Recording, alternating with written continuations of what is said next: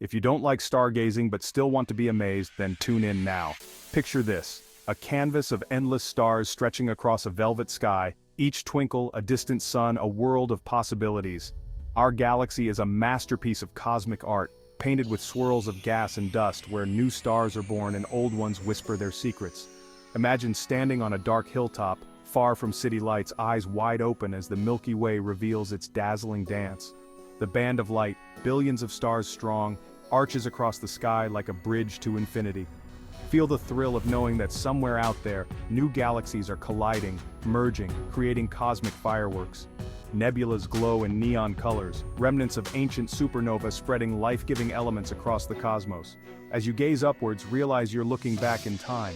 The light from these celestial wonders has traveled millions, even billions of years to reach us. It's a cosmic message in a bottle, a peek into the universe's storied past. So next time you find yourself under a clear night sky, take a moment to look up. Let the galaxy's grandeur captivate you, and remember, in the grand tapestry of the universe, we're all stardust. Stay curious and keep looking up.